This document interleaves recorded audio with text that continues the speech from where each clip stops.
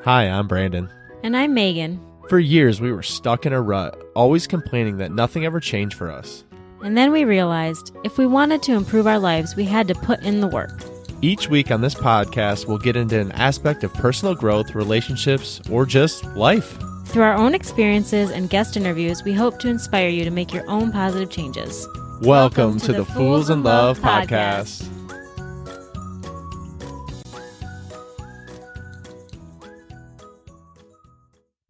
Hey y'all, welcome back to another episode. We're so happy you're here. If you haven't subscribed yet, make sure to hit that subscribe button so you never miss an episode. And today, well, it's going to be one of those episodes that literally has been, and I kid you not, has been a post-it note on my desk for about 6 months. And what that means is it's just an episode that I just didn't want to record, that I'm just avoiding like the plague. And those types of episodes, when they come up, I know that it's something that I need to share because I know it can help some of y'all out there. So I hope this episode helps you. I think I've seen that post-it note on your desk for the past 6 months for sure. And I wasn't in any hurry to help you move this one along because I don't want to talk about it either. But because we both don't, because it's uncomfortable, let's settle into this discomfort and go ahead and talk about disengagement. Yeah, so I mean, honestly, we've talked about it a lot, but I think disengagement really is like the silent killer of your relationship. It's something that's not so obvious. It's something that's not like up in your face like a lot of the other issues that you see in the world, but it's something that is definitely readily there. It's kind of like the subtle art of not giving a shit. Right. Right.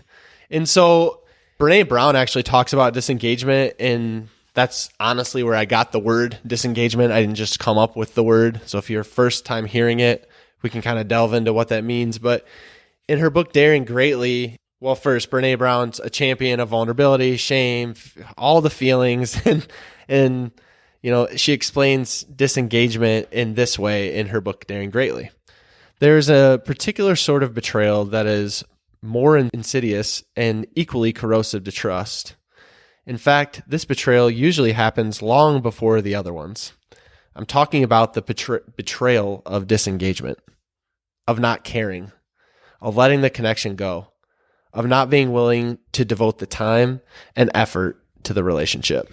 I don't know. I think mine was a little more eloquent than that. Well, I mean, if y'all are new to us, and if you're not, I mean, our relationship back in 2012 was near the brink of divorce. I mean, Megan even said, yeah, I want a divorce. And a lot of this idea of disengagement, we talk from a like personal place, which is why like we don't want to talk about it, because it's a real wound. It's like a real scar that like is reopened. And I just remember back to the times where all this was happening, and I was like the person who was kind of like unaware. Like, I mean, it wasn't like I was unaware that there was like anything really going on, but there wasn't anything like obvious and booming and slapping me in the face like, hey, this is like a big problem in your relationship. And this is why I think it's so important to talk about, because it's not like, you know, some lying or affair or something crazy. Like it starts with, all those things start with this idea of disengagement, where you just don't care. You seemingly don't care. And the other person, me in this case, can try to get it out of you, can try to have you explain like what it particularly is. But I think a lot of times, and we'll get into this, like you don't even know as the person, if you're experiencing these feelings, like what it particularly is. It's so hard to be in this situation, because I just remember for me just feeling kind of alone, lost, just really confused, you know, empty, heartbroken. And if we can be real, I remember during these times, like you almost like, and I didn't understand at the time, but like you pushing me into conflict, or like pushing me into arguments, or like poking at me to try to get me. And I don't know if that was like a justification or what that is, like, but you were like trying to get me to be combative for some reason. And maybe you could speak to that. But I know I just remember feeling like, what the heck is going on? Yeah, I think that, you know, looking back, I wouldn't have known this at the time, but I think that looking back, I was trying to see if you were where I was. Were you if I fought with you and you were like gonna fight me, then obviously you still cared. And if I was gonna try to fight you and you were like, yeah, whatever, then I was, basically like, okay, cool, we both feel the same. We're both done in this. So like a test. Yeah, like a test. Yeah, and see, we talk about that a lot, about like being a mind reader and like wanting to do that. And maybe that's what you were doing in that case, which is why we know it definitely doesn't work, because like I wasn't hip to the times. I didn't get it at all. And so, and I do want to say again, like, it's not like I didn't know that, like I wasn't sitting there whistling thinking everything was perfect. Right. But I didn't know that it was certainly to the point that it was and beyond where I could have imagined where it was during those times. And I mean, it really, just to be completely transparent with y'all and with you, I mean, it left me feeling really betrayed, because I felt like you just gave up. Yeah. And that's the crazy thing about it. It's not like this glaring, flashing light kind of thing. Like, for me, I don't remember there being like this, like, one moment. It was kind of like I just started like gradually pulling away, and like more and more pulling away, like, like thinking in my head like, oh, he doesn't do this right and he doesn't do that right, and now it becomes like a bigger thing, and then all of a sudden I'm not interested because all I can see are the issues and the problems, and I don't see a way out and I don't see a solution. Again, I mean, you just, like, from my perspective, and we'll get into your perspective here, I don't want to say it's like my whole thing here, but like from my perspective, it's like you just stop showing up, you stop caring, you shut yourself down, and you really stopped to open up to me. And if we're being honest, I mean, you were just checked out. Yeah, for sure. I was checked out. I don't even remember like really even caring like about our anniversary that year or anything. I was just kind of like, yep, it's here. And so I think that's one of the really most dangerous things, is when one or both of you wants to give up, because that's where the struggle is. Like, if you both realize that something's going on and you're both ready to fight and fix it, then that's great. Like, yeah, you might have a hard time fixing it, but at least you're both aware and ready and want that. For me, I didn't want that. And so it took a lot of convincing and ultimately probably just divine intervention before I was ready to even let you back in a little bit. And we had to build that back up. Like, it wasn't like I was disengaged and I was like, yeah, I'm not interested in this. And all of a sudden I was like fully in. It was like you had to convince me like one day at a time. Yeah, I think just thinking back, I mean, the worst part about it, the worst part is just like the not knowing like what I did, like not knowing like how I contributed to it. Like you said, I mean, there was like a bit of resentment there, but like I didn't get the chance to know that because you didn't communicate that. I didn't get the chance to understand any of that because you didn't share it. And how would I know? I think that's the difficult part with this too, because you get into that kind of idea of resentment, or not like liking what your partner's doing, or just thinking, hey, your partner's doing this thing and you already know how they're going to respond. So because you already know how they're going to respond, what's the point of having the same argument, of having the same thing? And it's such a dangerous thing, because then you're sitting there thinking that your partner knows what you know, like that they're in your head, and they're not. Because like for me, I didn't know. It reminds me of like as I was thinking about this episode, it reminds me of like the Seinfeld episode.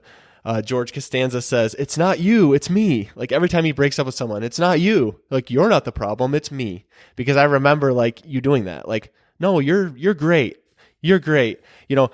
Everything you're doing is great. You're a really good person and everything else, but yet I don't want to be with you. And it's like, there's some holes in this argument. So it just takes me back to that.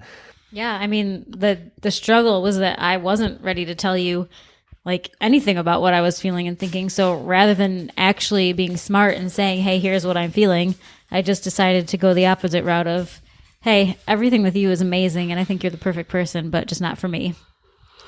Right. Yeah. And again, I think it's just harder, and it was harder for me to process that pain, and it's taken years to like process through that. But like the hardest part is it wasn't like a certain act or like a big thing. It just over time. And I love how like Brené Brown says that, because it's like, it's corrosive, and it's corrosive on trust. And it like, it's like a little voice that grows into a much more booming thing over time. And the fear that we have for y'all and why we want to talk about it is we don't want you to get to a place where that's happening and you don't speak up and it's so far gone that there's nothing left to save.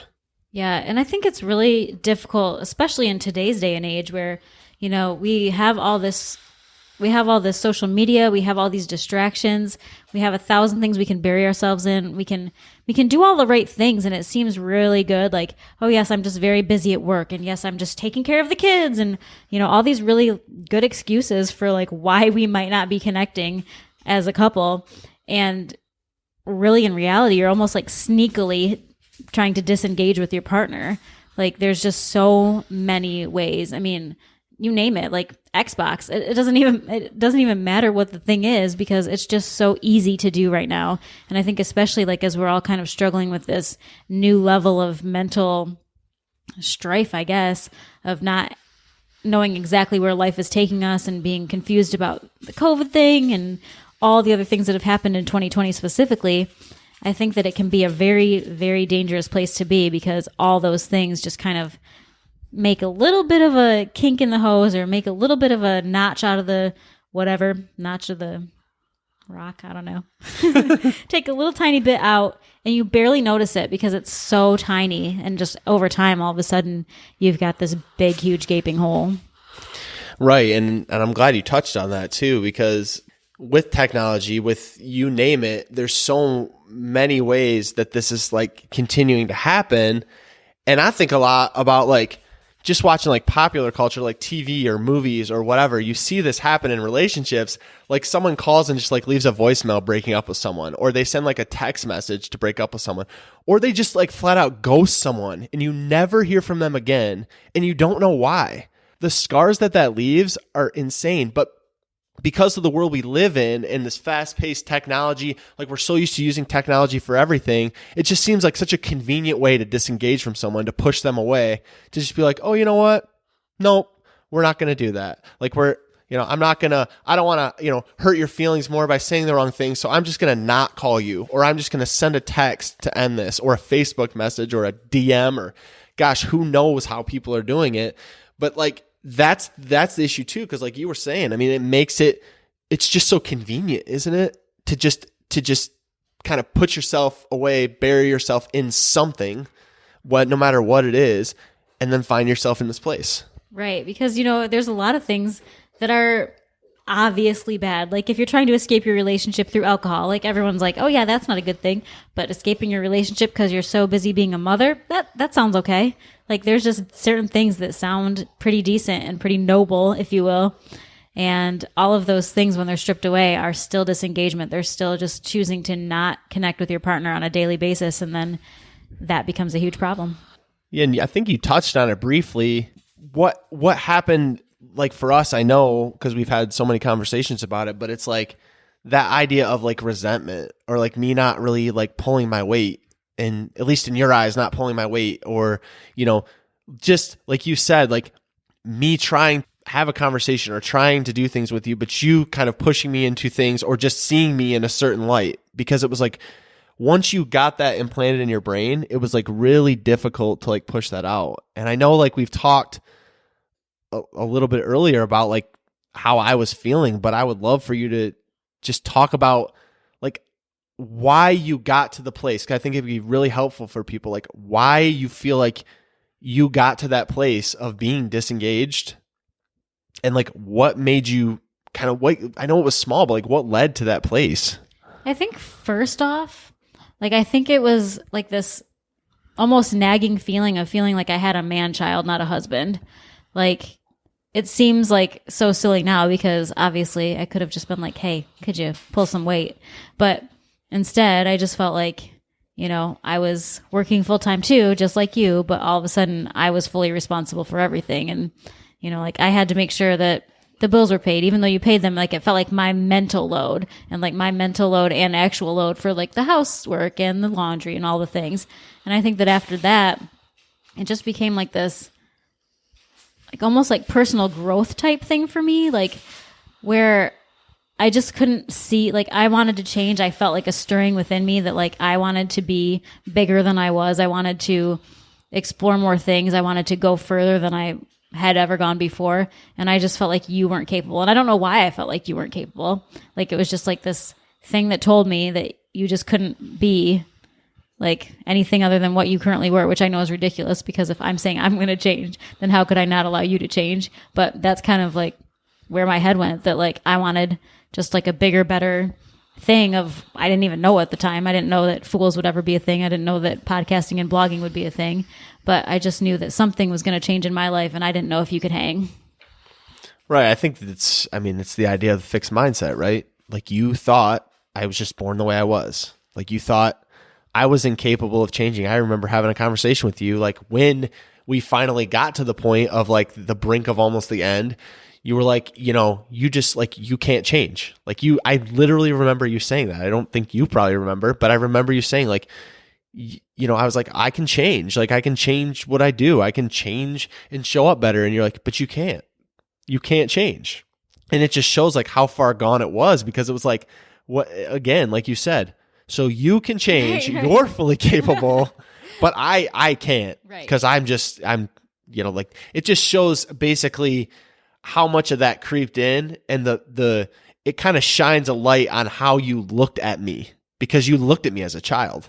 You had to have, because otherwise, how would you have thought, well, he's like immature, he's what, fill in the blank of the adjective you would use, but like, he can't change, but I'm so like much further along. It's like an ego thing, right? Right. Yeah. I'm enlightened, and I'm available and ready to change, and you just never will. But I mean, like, clearly 8-9 years removed from that, I understand how ridiculous of a sentiment that was, but that's just how I think I felt. I'm gonna get real deep on you. Oh crap. Why do you think it was easier to just say you want to end things than to just have a conversation? I think because by that point, like, I just felt like there was so much to deal with, and the workload of that seemed almost impossible for me. And for whatever reason, like, saying I want a divorce felt like the easier option. And I get that it's not an easy option, but when you're sort of delusional like I was, it just felt like there was less to deal with. Like, if I just got out, then I wouldn't have to actually address any of the problems with me or with you. If I said I'm done, then I didn't have to look in the mirror, and I didn't have to have you look in yours, and we could just move on and part ways, and all would be okay. I mean, obviously that was never going to be true, but that's how I came to that conclusion. Man, I mean, that's just like what you said. Just, it's got to strike a chord with everyone, right? I think we're all guilty of that, whether it's in a relationship or not. Like, the grass is always greener. Mm-hmm. We live in a society that we're always looking at other people and like comparing and feeling like we're not going to get there. So we might as well, cut our losses and move on. And I want it easy. And I think that's right. You want it easy. But the reality was, say it did work. Say you did, leave. Say we were no more. What do you think would happen in your next relationship? The same exact thing. Right, because you didn't change. And again, even though you thought you could change, I'm really like, I've never thought about it this way, but you were living in that idea of the fixed mindset. Like, you thought, because otherwise, like, you weren't thinking clearly about like the fact that you would change. Because like, how much harder would it have been for you to change to get to the place? Like, it would have been almost impossible for you to change, like, once you left, to like get to the place where you wanted to be. That those things would have kept creeping in. Right. Absolutely, they would have.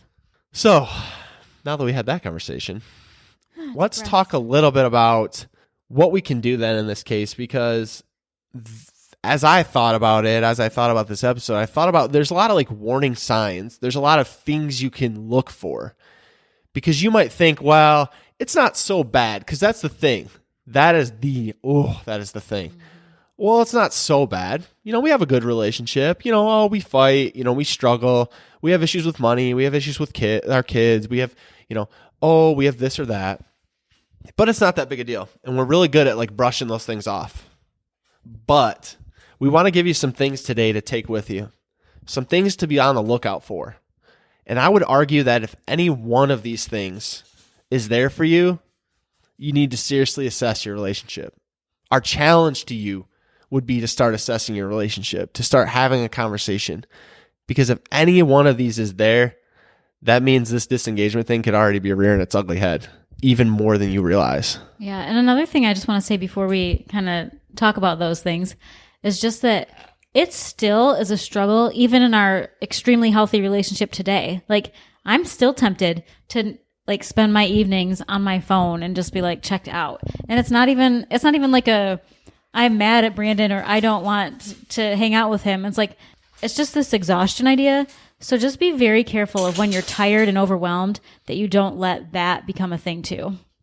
So here's some of the warning signs you should be looking for in your relationship. So one, and this I feel like rang true for us, especially initially, is your arguments just don't ever resolve. So you feel like you're having, like we mentioned before, like you're having that same conversation, you're doing that same thing, but then a year down the road, 2 years down the road, whatever amount of time down the road, you're still having that same conversation. You're still having that same argument. Or you never fixed it and you no longer have that conversation at all. Like you just got rid of it. Like it vanished into thin air. You didn't fix it, but you don't talk about it. Right. And then you're feeling that resentment, like you said.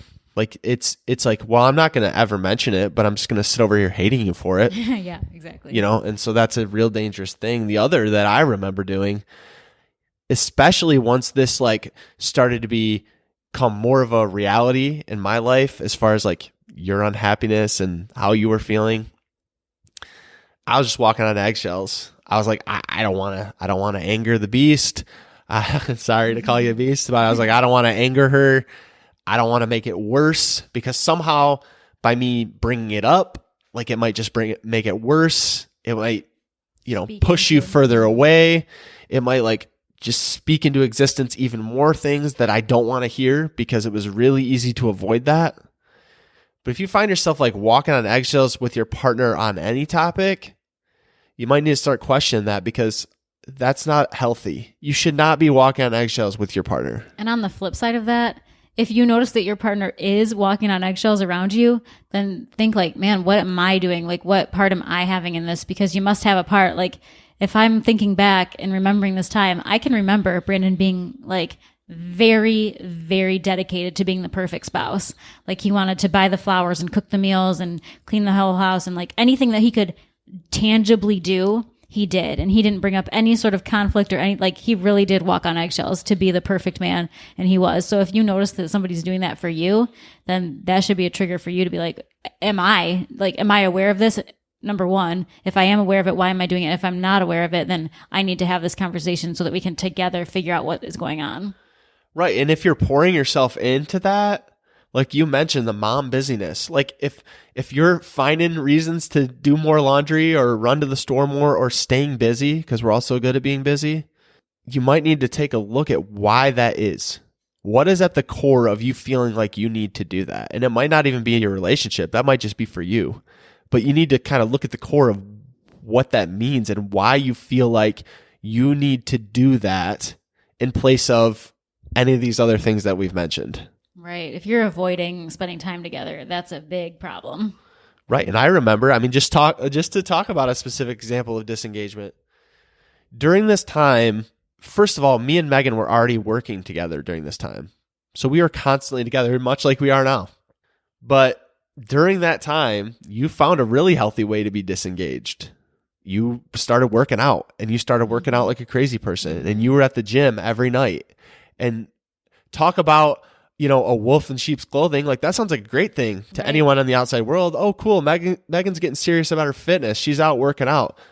But anything can become like an addictive or an avoiding habit. So like that was yours. And I literally was like, I would go to the gym, 5 days a week, probably, maybe 6. I mean, every class I could take, I wanted to take it. And, it's not like I was going for a 20-minute run. Oh, no, I was going for the hour-long class, which, of course, you got to get there 15 minutes early. And, well, not really 15 minutes, but a few minutes early. And you got to drive there. And then after you're done, you got to, kind of clean up your equipment and put everything back and stroll on out of there after you visit. And then it's a really good way to kill an hour and a half, 2 hours of time by the time you're driving there and back. Right. Then you got to sit in your car for a little bit afterwards and click on your phone and take a little time. And it's just funny, like looking back, because I'm like, yeah, I mean, I remember like all of a sudden you were at the gym longer, and it just shows how clueless I was because I didn't think anything of it. I thought you were getting serious about your fitness. And I was. I mean, my body was amazing. Yeah. The other thing with that too, and I think you felt this for sure during that time, is if you find yourself not really being able to lean on your partner for like emotional support, because like we were each other's person even back then. And so like if you feel like you can't have the conversation with your partner because they like can't be there for you emotionally, like you said, you thought I was a man child. Like you clearly didn't believe that I could have that conversation. But having the conversation and having that emotional connection is the number one intimacy factor in your relationship. Mm-hmm. And intimacy is like a core of your relationship. It goes well beyond sex. It's really that emotional connection that you share together. Yeah, and I think it's really both partners too. Like, I think that not only did I not believe that you were available emotionally, I think that you kind of understood on some level that I wasn't going to be there for you right then. So you didn't even try to talk to me either. Like we just became like silent roommates, not really like leaning on each other for any sort of support at all. Right. And we touched on this briefly too, but it's just like you said, feeling like you already know what your partner's going to do before they even react. Like knowing what they're going to say before they even say it. So why even talk about it? And coupled right with that, like your conversations aren't exciting and fun like they used to be, like when you first started dating. And I get we're all living in the real world. Like all of our conversations aren't, some amazing romance novel. But I mean, the difference between a fun conversation that you're having, once a day to like not at all. And your conversations might be really boring and mundane. It might just be like, hey, what do you want to watch on Netflix tonight? I don't know what it is particularly for you.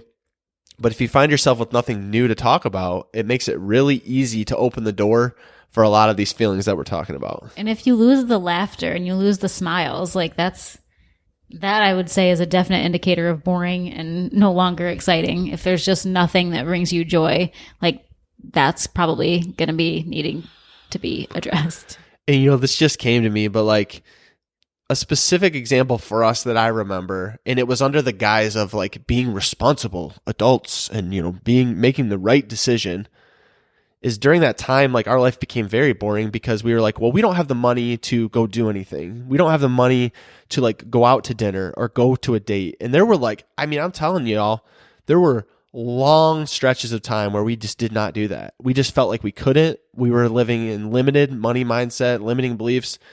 And we were like, we forced ourselves in this boring place because we had nothing to look forward to. We had nothing that we were like doing together, and was under the guise of the fact that, well, we can't afford it. What's looking back now, it was actually like a guise for disengaging from each other, because why would we have done that? Looking back, I'm like, that's insane. And now we have 2 kids, y'all. So let me tell you, we ain't spending money going on a date. We're having date nights at home. Like there's no way to do that, but that doesn't mean that that's an excuse for not doing anything. Right. Because I was just smiling to myself as you were talking about that, because there have been plenty of times in our married lives where we were not doing okay financially. And I know that we were finding some way, even if it was back in the day when you went to the Redbox machine and you got a little Caesar's pizza for $5, we were finding some way to make even our Friday or our Saturday night feel a little special and a little exciting. So when that wasn't a part of our story, we were finding ways to make it just fine, whether we had the money or not.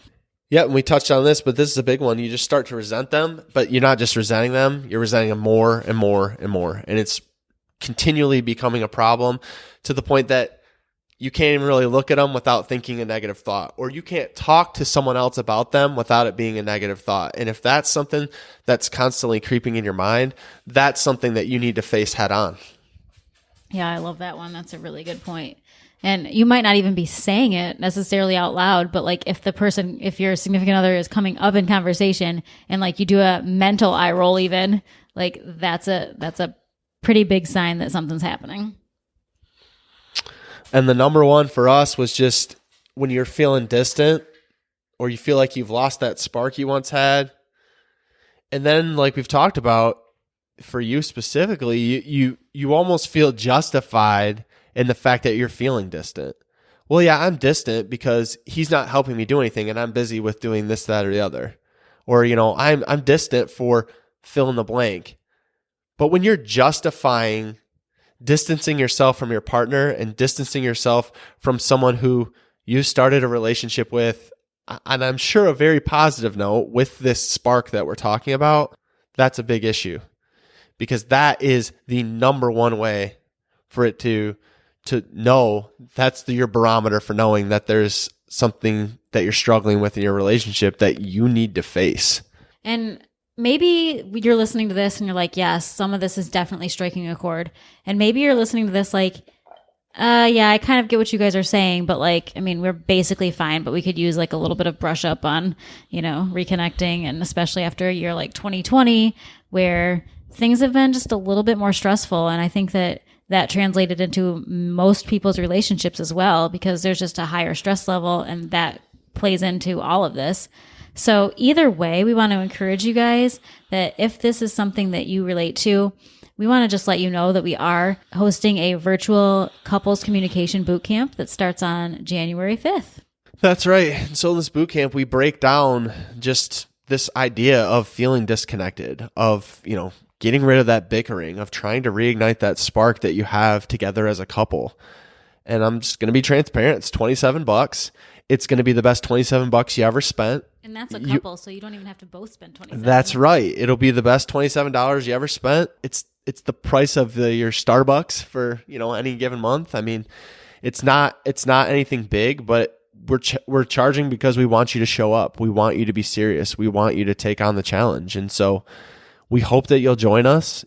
You can head to couplesbootcamp.net and sign up today, but we definitely encourage you to do that. And just to end this, like Megan said, you might think that everything's just fine, but a relationship's not supposed to be fine.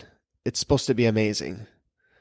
Your partner's not just supposed to be your partner. They're supposed to be your life partner. They're supposed to be someone you share your life with. It's not supposed to be something that just goes on autopilot. It's supposed to be something that you're re-engaging with all the time. Your relationship is never meant to be something that you say I do on the day one and that's it. It takes constant iterations. It takes constant changes. It takes you constantly choosing each other. And I'm sorry, y'all. In order to do that, you're going to have some uncomfortable conversations like this.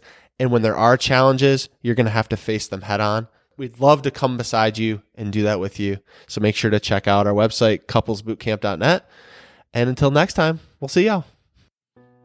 Hey, B, what did you think of that episode? I think it was pretty dang good. Well, what should someone do if they enjoyed these last 30 minutes? They should probably head over and leave us a review so we can reach more people. They definitely should. Guys, if you like the Fools in Love podcast, please go follow us over on Instagram at Fools in Love Podcast. We'd love to connect with you and learn more about what you'd like to hear.